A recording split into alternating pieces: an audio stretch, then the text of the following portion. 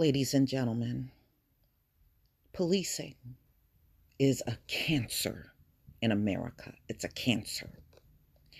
And it's a cancer that's allowed to spread and wreak havoc to everything that is even good in the country. It becomes a cancer to it too. So this came out in USA Today, of no surprise to anyone. Hundreds of police officers have been labeled liars. Some still help send people to jail. So they have a reputation of lying, not only on police reports, but in court, like we saw Amber Geiger do. And these folks are still allowed to remain police officers and still make arrests, even after they have a clear and known reputation for lying all the time.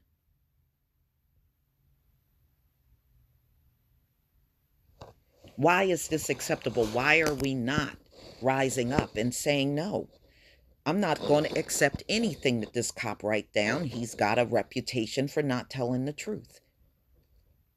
And you can't use that, well, yeah, they did lie, but they're telling the truth about this. Don't come to us with that lame ass shit. You know that's stupid when you're saying it. You know that shit is dumb. So, ladies and gentlemen, this came out October 15th, 2019. Rivat Vera should not have gone to prison. One night in 2016, Houston police pulled him over for a missing license plate and told him to walk a straight line. Vera said that he hadn't had dropped a drink and that he passed the sobriety test. Officer William Lindsay said otherwise. At trial, jurors were told about Lindsay's expertise evaluating drunken drivers, which these cops are not experts in that. They are nothing but mere police officers, ladies and gentlemen. They tried to say that same thing about David Armstrong being an expert in everything. No, that motherfucker ain't nothing beyond a cop. Okay? Nothing beyond a cop. Not an expert in anything. Officer William Lindsay said otherwise. All right, so at trial, they were told about Lindsay's expertise evaluating drunken drivers. They were told about Vera's 2 previous DWIs. What jurors weren't told, Officer Lindsay had been found guilty for misconduct in his department 35 times. Now, listen to this. He was found guilty of misconduct 35 times within the police department, and they continued to let him go out there and police people and make arrests. This is the problem in policing every day in America. He was investigated for padding his overtime, so he's even lying on his timesheet, even lying about the amount of time that he's working.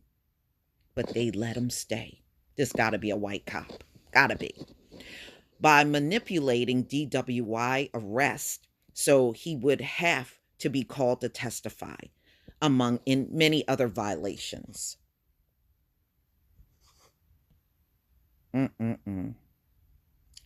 So he's a dirty pig. Dirty pig.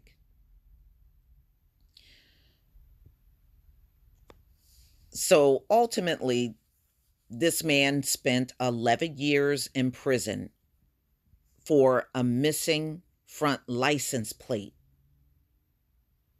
And prosecutors, they're all connected, never revealed what kind of background this cop had in court.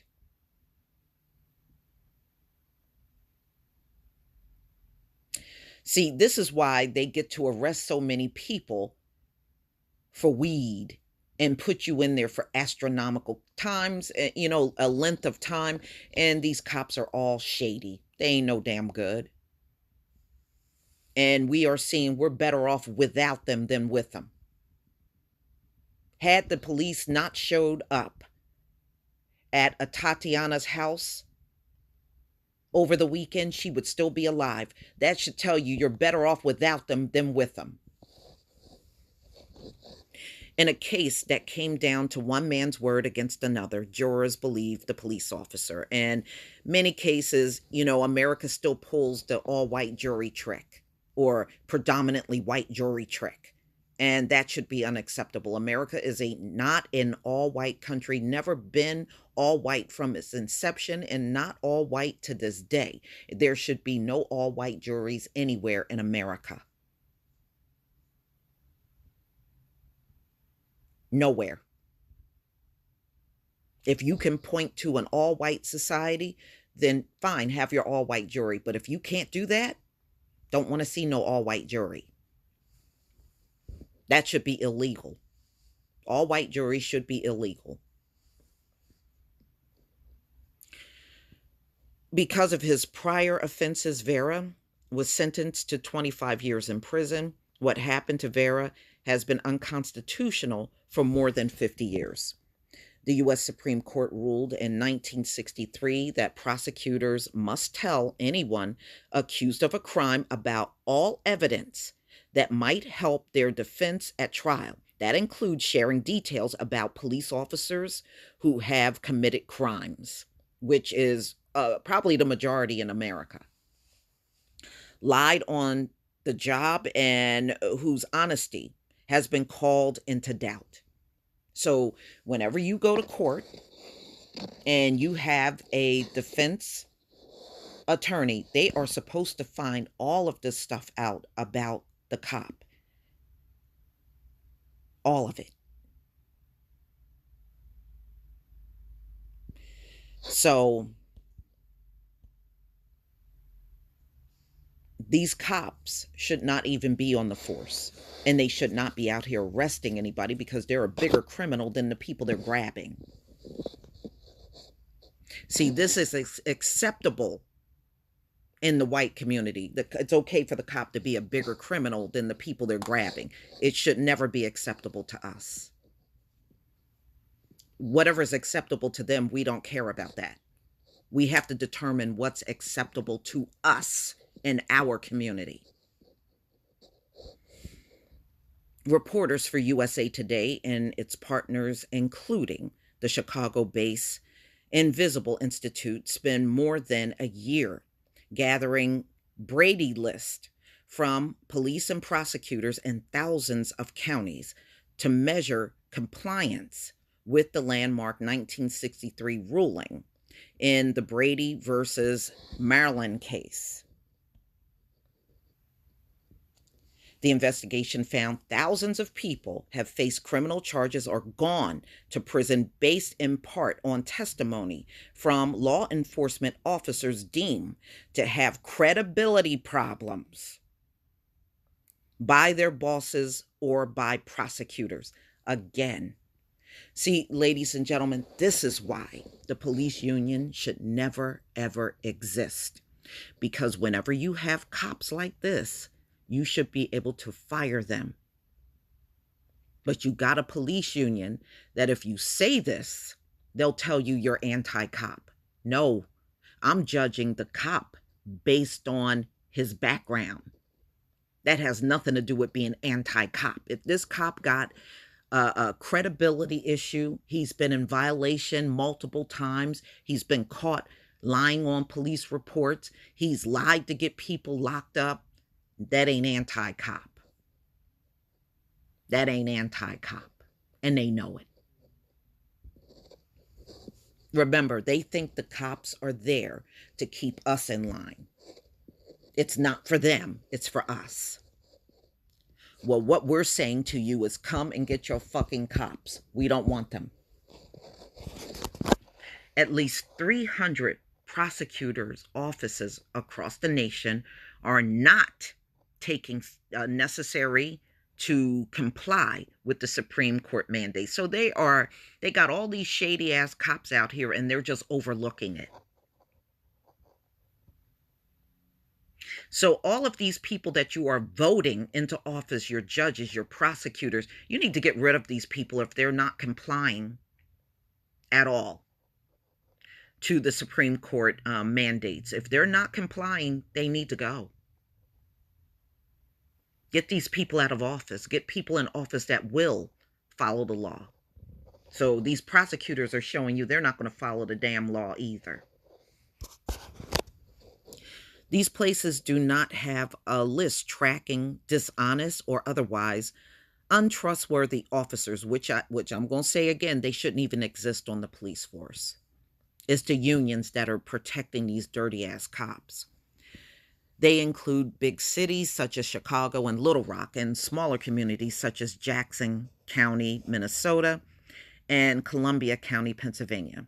And many places that keep lists, police and prosecutors refuse to make them public, making it impossible to know whether they are following the law. Chances are they're not. If they're not going to publish the list of these shady ass cops, then they're not following the law. You're going to have to assume that. Others keep lists that are incomplete. USA Today identified at least 1,200 officers with proven histories of lying and other serious misconduct had not been flagged by prosecutors, or those officers, 261, were specifically disciplined for their dishonesty on the job. Again, why are these officers with this kind of background, these kind of histories, allowed to be out here arresting anybody? They themselves should be arrested.